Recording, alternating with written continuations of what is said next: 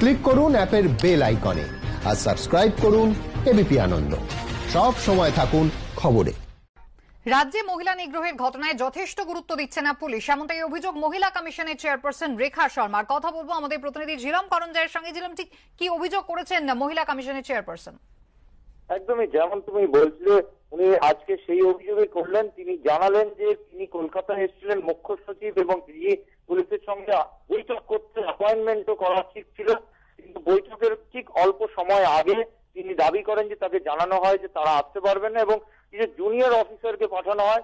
তিনি জানান যে জুনিয়র অফিসারদের সঙ্গে বৈঠক করতে তার কোনো আপত্তি ছিল না, কিন্তু তারা এসে যে বিষয়ে তিনি অভিযোগ করে আলোচনার জন্য জানিয়েছিলেন, অর্থাৎ 270টার উপর কিছু মহিলাদের নিগ্রহের এবং অত্যাচার এবং অন্যান্য অভিযোগ ছিল, সেই বিষয়ে উপস্থিত জুনিয়র পুলিশ অফিসাররা কিছুই জানেন না।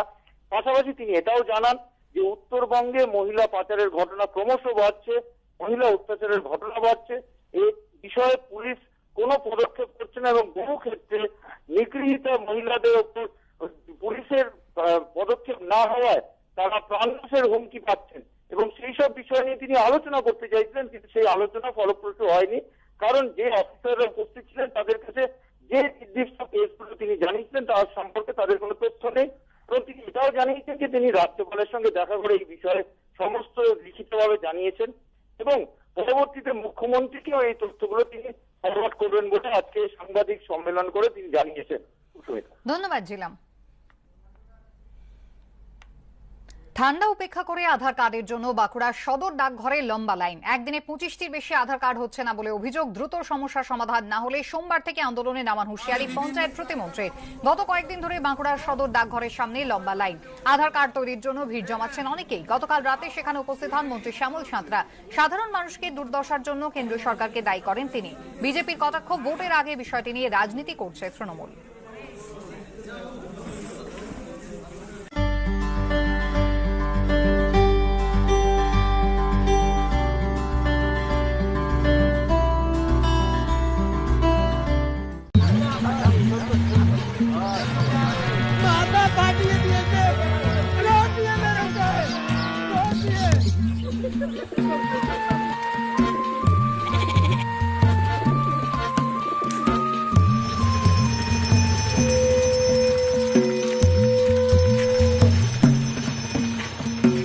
বলে দিলাম, আমরা কিন্তু ছেড়ে কথা বলবো না।